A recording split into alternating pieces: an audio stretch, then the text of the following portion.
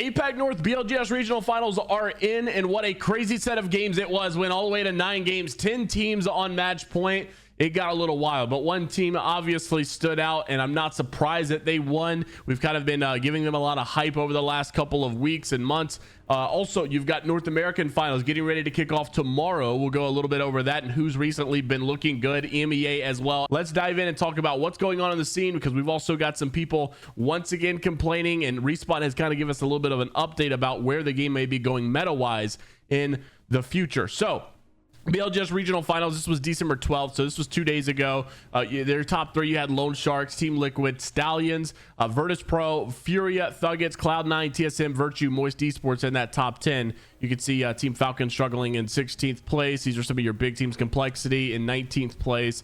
LG, obviously, this is still going to be a wild card for LG. Interested to see how they do in a BLGS finals, considering they did not do good in BLGS qualifier number 4. Also, then you go into yesterday's scrims, BLGS December 13th.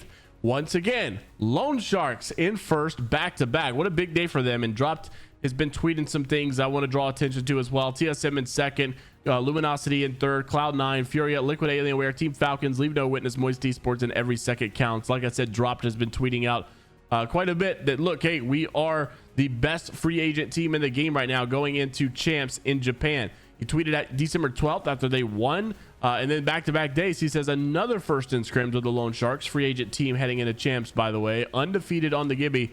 I'm really surprised that we aren't seeing a specific team grab them, and that be Space Station Gaming, because Space Station Gaming obviously has experience with Dropped in this roster specifically, and they did tweet a while back they had finally got their trophy, and you know, people were kind of commenting here about maybe a possible return. They were giving some little hints or teasers about signing the Stallions, but many people thought, you know, the most predictable here has got to be obviously the Lone Sharks, because they've been with that roster before, or Dropped knocked, you know, they've had experience with that whole Dropped situation and his ecosystem that he likes to surround himself with. However, it doesn't seem like that if Dropped is still advertising themselves as the you know, unsigned team going into champs. So maybe they aren't in talks with them. Maybe they are looking at the Stallions. Maybe they aren't looking at anybody specifically yet. Maybe they're waiting for the next year to see what's going to happen.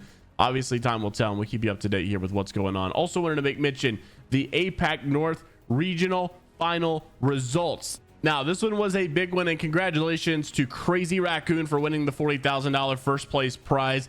As you guys can obviously see, Crazy Raccoon are your champions. Now, they got 109 points. They were well ahead of the competition, but not only did they do good in points, they obviously were able to close it out in the end, because there were 10 teams on match point. Crazy Raccoon, Meteor AG, Fnatic, Funny Loco, Bakimon, Riddle Order, Reject Winity, Big, Interforce 36, and RRX. 10 teams on match point is pretty remarkable, but when you get 10 teams like this on match point, it kind of creates a scenario where someone very unlikely or very untraditional, or probably well, you know, was not necessarily leading the pack, can still win. Like if you guys remember Congarno winning the world championship years ago, they were not necessarily looking strong or, like, you know, leading the pack. It was like Cloud9, and then KNG just kind of sneaks on by getting on match point at some point and able to take one of those wins. So it gets a little shaky here whenever that happens, but Crazy Raccoon was able to do it in the end. And obviously this is the team that won Split 1 playoffs, besides the fact that they made one little roster change. But Crazy Raccoon obviously looking pretty good, so congrats to them. Fnatic, obviously another very well liked team that a lot of people had high hopes for, and Riddle Order also doing a little bit better probably than what they had recently been doing. Hopefully they can keep up that momentum as well. Reject Winity, obviously the former Crazy Raccoon, also not doing too bad in 7th place, but unfortunately not a great performance for Red Rams, Noez Fox, GHS Professional. You know, obviously they were hoping for a little bit better than that. Shortly after, you're going to be seeing, literally in a couple hours from now, APAC South take it as well. That's Dreamfire, Lonely Get Gone, which is Roey's team, VKG, Bearclaw Gaming, Burger, Team Hard, Weibo Gaming, Veneno, VCAN, Supernova, Remarkable Team, Heroes, True, X and Y, Guild, which is Phony's team. Can they go back-to-back after doing really well recently in finals? Makers, also another team to look out for. They've been going crazy lately. WM Firebird, Shadow 3690, Kill Devil, Primus Commanda. If I had to guess, I'm honestly going to go with, I'm probably going to go top 3 Guild, Makers, and Lonely Get Gone. That's probably my top 3.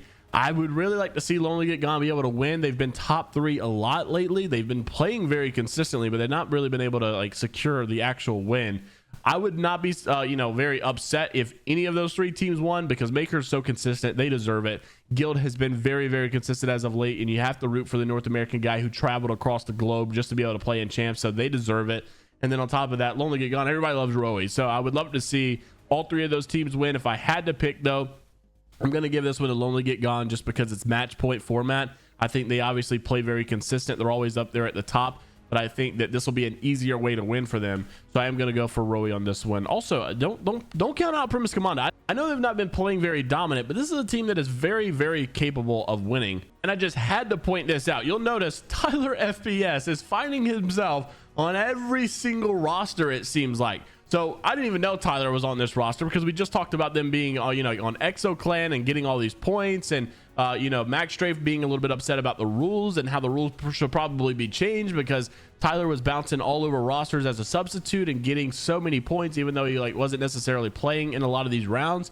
So I didn't even know this guy was on Primus Commander. And if you take a look, obviously that's been like the gripe of the EMEA scene as well, because EXO had also, I think, had him on the roster. Once again, Tyler FPS right here. I mean, the guy is appearing everywhere, it seems. But I do respect the passion. I respect the grind. Obviously, Tyler has had a few choice words to say over the last couple of days. If you haven't seen already, he came out to say he's actually going to go need to go get a job because being orgless these past couple of months and the next competitive season isn't until another 3 to 4 months at best. It's crazy. It's not sustainable, and he is just bleeding money. So this is something that I think has been kind of common lately. You've been seeing the new trend. I think a lot of the Apex pros are working part-time or working full-time, and they're really getting back to, a lot of these guys naturally I think are getting back to playing for complete fun. Like, they're playing because they have some sort of passion or grind that they actually want to, or creative itch they want to scratch.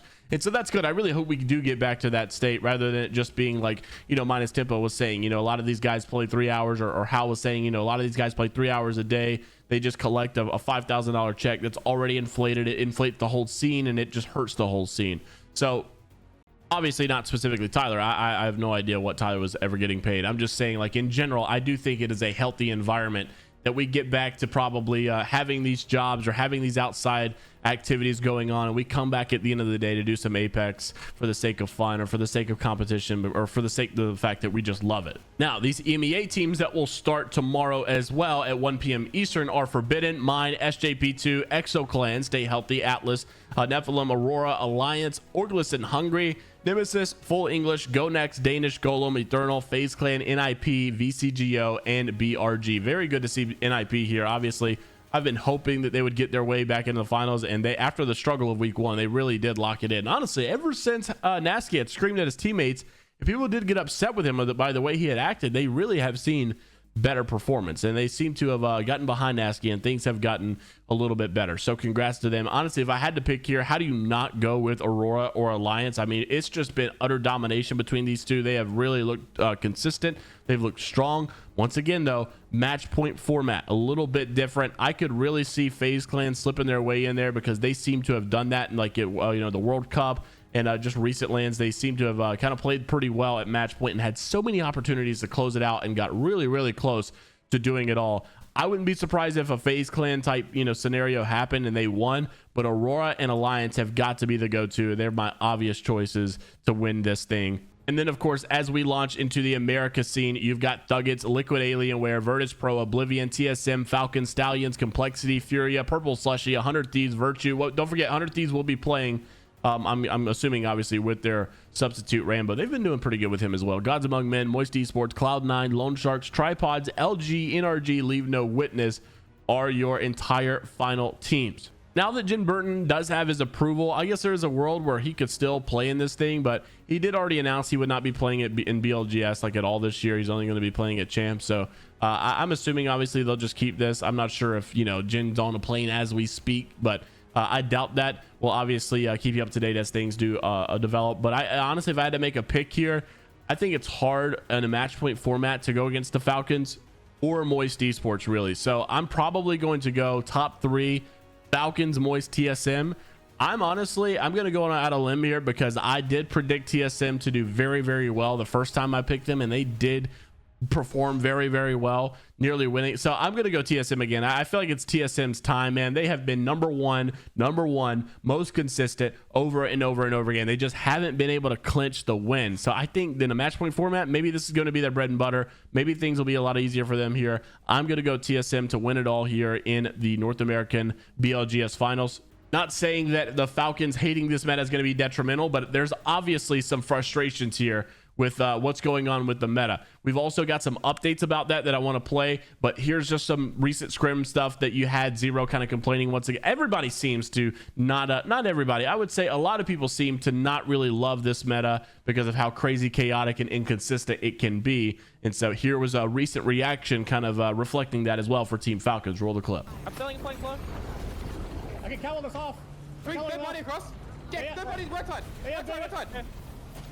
This guy rising. Maybe dead. Just rising. One. Bro, what the f is going on? Give me out. Right. Pull. I bubble. Bob short away. I bubble. We win. Go with the body. Play a bit slow. Bit slow. Attack it. 15. I'm selling. They're rising. I don't have ability. We kill left side, I think. I'm taking evac. I'm playing evac. Bro, what the f? I don't know. Okay. I'm dead. Yep. Bro, like, this game is f***ing shit now, man. It's so shit. Like, how do we, like, it's so shit. Couldn't get on the f***ing evac and then I got kicked off it. Please get me out of this f***ing endgame meta. Holy f***. Literally 0 skill, just jumping around, praying, get ticked by zone or focus. Do you see the announced feedback in the Pro League Discord? No. What happened? No, what happened? Go look. You might click this one? You're about to jump for joy type shit. Where am I looking? Jump for joy? Feedback channel, bottom channel. Don't show, don't leak. Or else you get booted. Like legend bands? Oh, dude, what the f did I just say? Dude? Are you dumb as nah. Bruh. Dude, you're gonna get f***ing disqualified or some shit. I don't know. Now, I did want to draw attention to this because while there has been that complaining or whatever the case may be, Respawn did give a little bit of insight about where they're going with the meta, and it is a little weird. So, like, that Support Legends obviously had a massive buff this season. It's been crazy overpowered, and to some degree, they kind of said that they like doing that. It's easier to kind of draw attention to that. Then we could dial it back down rather than making a change that's just boring and no one wants to play or try at all. So Devin said, look, here's the idea. In response to the question, someone said, honestly, can you stop overpowering the legends and then debuffing them? Like, I'm pretty sure there's a statement somewhere that you guys purposely do, and it takes half a season to nerf them. It's honestly a horrible experience that you heavily nerf the Maggie Ball, making no anti-meta against the support craze. Also, due to support's overtuned buffs, can we expect anything else for other legend classes? And here's what Devin said. So be prepared. More meta shifts going in a very specific direction of being overpowered. So Devin says we could, and we've done so in the past, but it has led to poor reception and uptake on legends before. Look at Rampart, for example. She was released in what we considered a fairly balanced state, but without the excitement and draw of power to show people what she could do and how she could be effective. She fell very quickly to the limelight of her launch, and it took a long, arduous amount of buffs to eventually pull her into relevancy. It's generally much more viable to launch a character or change strong. Let people play with it, experiment, have fun, and then learn where to rein in the parts that are overpowered, rather than aim for a perfect balance out of the gate and have no one give the character a shot. So the support legends and perks are strong, absolutely, but will they stay that way? No. We've been making strides towards giving each class its own gameplay identity and revisiting their perks. We've hit recon, controller, and support so far. So now you can probably guess what classes may be next. This is basically an indirect confirmation that they will be doing this approach of overpowering or you're crazily changing a specific legend class. And now that we've already got, we've had controller, we've had support, we've had recon. Now you're going to see assault classes or skirmisher classes get that love next. And I really would love to see it be skirmisher, specifically. Maybe Wraith can be amazing again. Maybe we can see some sort of a fast-paced Slayer type meta again, rather than the crazy bubble, hunkered down, shields everywhere, revives everywhere. That meta obviously has been a little bit too chaotic for some, and not many people like it, but maybe we'll see some sort of you know, overpowering change here shortly for some of these other classes, being that they've kind of already confirmed that that is the direction that they are going to go. Let me know what your thoughts are down in the comments below. Like and subscribe if you want to stay up to date with all things inside the world of Apex Legends, esports, news, drama, stories, and much more. And until the next time, we'll see you all later, Gators.